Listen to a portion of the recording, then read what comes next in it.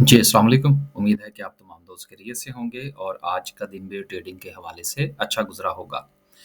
कल के निस्बत आज मार्केट में वॉल्यूम अच्छा था। कल जैसा कि आपको पता है कि जो सूरत-ए-हाल बनी जिसकी वजह से ट्रेडिंग रोकना पड़ी वो भी एक इम्पैक्ट ज़रूर था मार्केट के ऊपर। लेकिन आज सूरत-ए-हाल चूँकि समुद्री चली, तो काफ़ी अच्छा वॉल्यूम जो है वो मार्केट में देखने को मिला। आज मार्केट ने सिर्फ 105 पॉइंट्स का इज़ाफ़ा किया। इसकी वजूहात में से आप यूँ समझ लीजिए कि एक वजह तो ये है कि मार्केट अपने हाई पर खड़ी है। दूसरा ये है कि हमारे ऊपर जो है वो कुछ बैलेंस ऑफ पेमेंट का प्रॉब्लम है जिसको हल करने के लिए एक विज़िट जो है वो चाइना का वो भी हो रहा है। वो भी इंशाल्लाह खबर जो है वो हम शामिल करेंगे और उस पर बात करने की कोशिश करेंगे। तीसरा जो है वो आईएमएफ की तरफ से ग्रीन सिग्नल का इंतज़ार है और चौथी बात ये है कि सुप्रीम कोर्ट में केस लगा हुआ है। तो बेसिकली ये सारी चीज़ें मिलाकर जो है वो अगेन वेट एंड सी का माहौल जो है, वो मार्केट में बनता हुआ नज़र आ रहा है।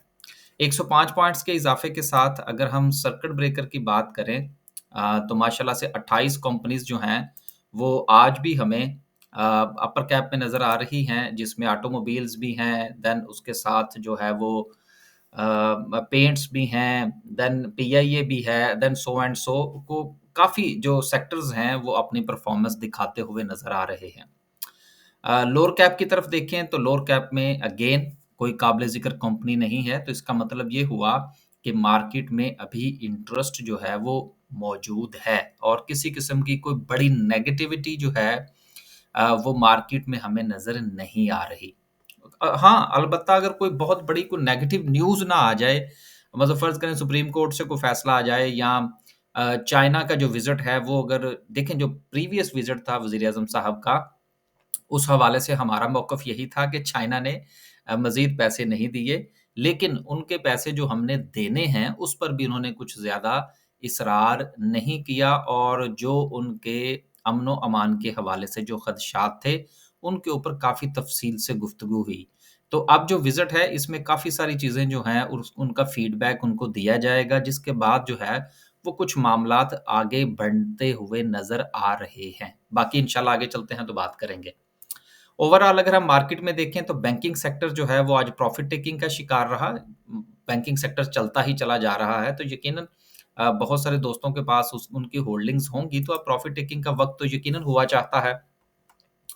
आज 166 पॉइंट्स निकले कमर्शियल बैंक्स की तरफ से, सीमेंट ने ऐड किए, टेक्सटाइल कंपोज़िट ने कुछ पॉइंट्स ऐड किए, फार्मास्यूटिकल्स ने ऐड किए। देन 15-15, 20-20 पॉइंट्स के साथ सिलसिला जो है, वो मार्केट को आगे लेकर जाता हुआ नज़र आया।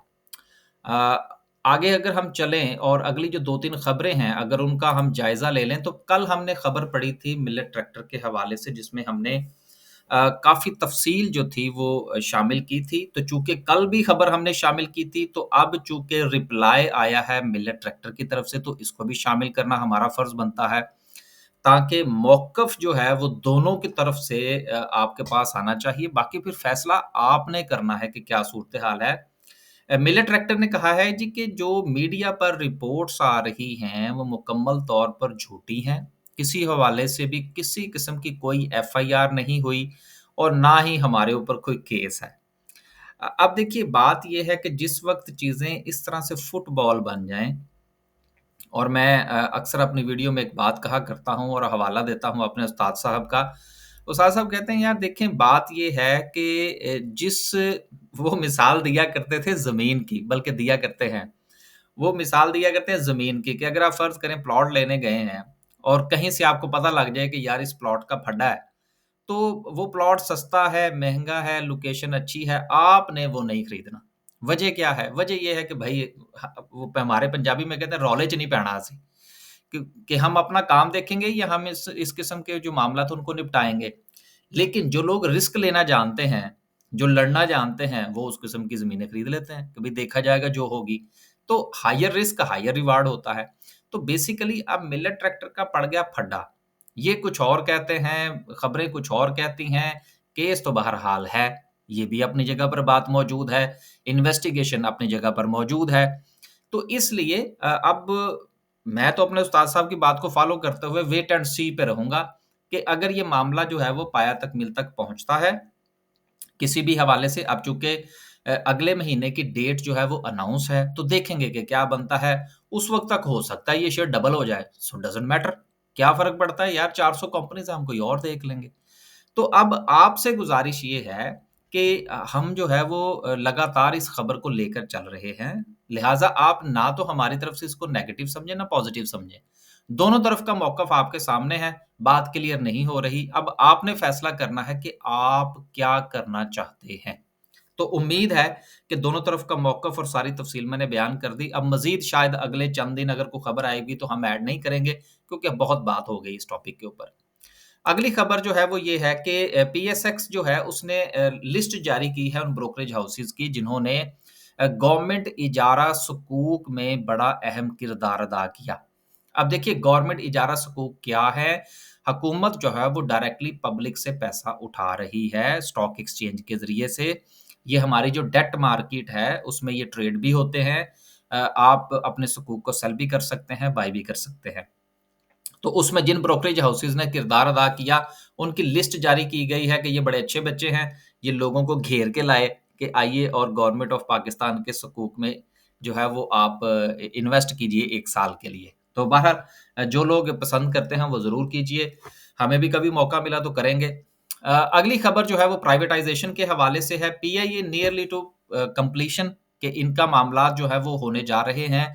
हुकूमत बेसिकली ये चाह रही है कि आईएमएफ को ये खबर सुनाई जाए जल्द अज़ जल्द कि जी हम जो है वो बहुत सीरियस हैं प्राइवेटाइज़ेशन के हवाले से और देखें जी हमने पीआईए जो है वो प्राइवेटाइज़ कर दी है।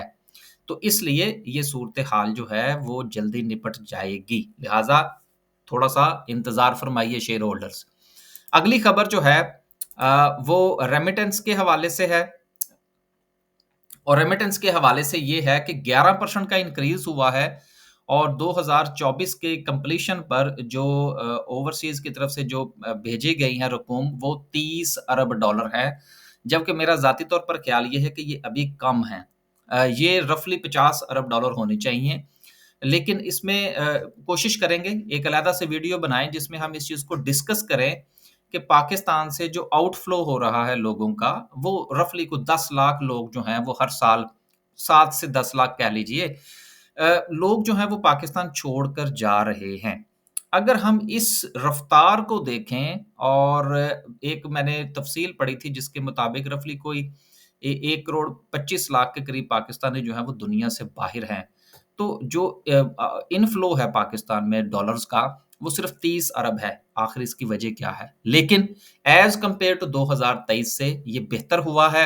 इसका फ़ायदा ये होगा कि हमारा जो बैलेंस ऑफ पेमेंट है उसमें हमें थोड़ा-सा यहाँ से रिलीफ़ मिलेगा। अगली खबर जो सबसे इम्पोर्टेंट है वो ये है कि फाइनेंस मिनिस्टर जो हैं वो चाइना जा रहे हैं। 15 अरब डॉलर का जो कर्ज़ है उसको उसकी रिस्ट्रक्चरिंग चाहते हैं। जो पैसा हमने 2036 में देना था यानी कि इंस्टॉलमेंट में, हम ये चाह रहे हैं कि उसमें हमें 4 साल का रिलीफ़ मिल जाए और उसको बढ़ाकर रफ़ली जो है वो 2040 तक हम ले जाएँ। अब मसला इस बात का है कि 15 से ठीक है, हम उनसे उनकी जो क्या कहते हैं मिन्नत-तरले करेंगे, मान तो वो जाएँगे। चाइनीज़ अच्छे लोग हैं, अमेरिकन्स थोड़ी हैं कि जो हमें जूते भी मारेंगे और फिर दुनिया में हमें जो है वो रुसवा भी करेंगे और पैसे भी नहीं देंगे। तो चाइनीज़ इस हवाले से बहरहाल जो है वो शूरफ़ा लोग हैं, वो पैसे भी देते हैं और इंसल्ट भी नहीं करते। तो काफ़ी चांसेज़ हैं कि ये बात जो है ये मान ली जाएगी, लेकिन साथ ही ये चीज़ आप मत भूलिएगा कि ये जो 15 है ये 16 हो जाएँगे, क्योंकि ज़ाहिर-सी बात उन्होंने 4 साल का आपको रिलीफ़ देना है। लेकिन वक़्ती तौर पर अगर ये हमारा मामला सिमट जाता है, ये 15 से 16 का मैंने राउंड फ़िगर इस्तेमाल किया है, जब आप जाएँगे तो थोड़ा ऊपर-नीचे होगा। अब इस पॉइंट ऑफ व्यू से ये है कि अगर ये काम हो जाता है, तो हमारा जो बिजली के जो मामलात हैं, उसमें को रफ़ली ₹3 का जो रिलीफ़ है, वो कंज़्यूमर को मिलेगा।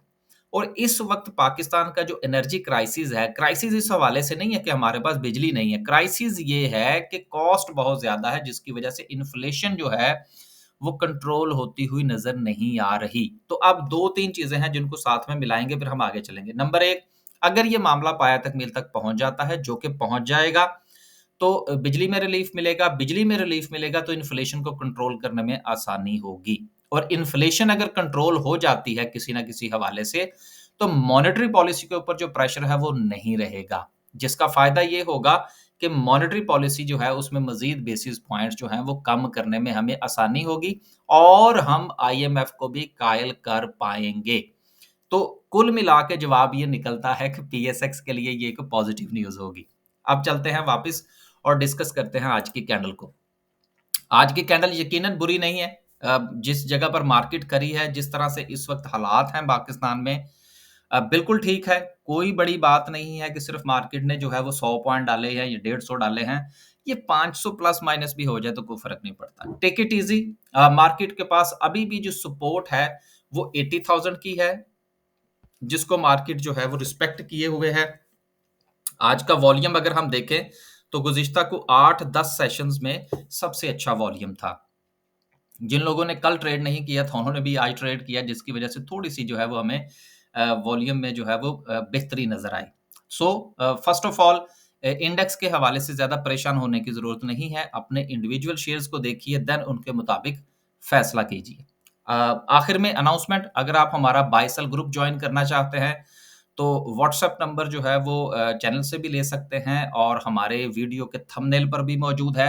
अगर आप अपना पोर्टफोलियो डिस्कस करना चाहते हैं, तो उस पॉइंट ऑफ व्यू से भी हमारी सर्विस है, जिसमें आपके पास ये अपॉर्च्युनिटी है कि आप अपना प्रीवियस जो पोर्टफोलियो है वो डिस्कस कर सकते हैं। अगर आपने मज़ीद कंपनीज़ ऐड करनी है, शेयर्स ऐड करना चाहते हैं, उस हवाले से डिस्कस कर सकते हैं। New buying and previous buying, दोनों के हवाले से अगर आप वन ऑन वन अपना पोर्टफोलियो डिस्कस करना चाहते हैं, तो वो भी सर्विस अवेलेबल है। इजाज़त दीजिए। अल्लाह हाफ़िज़।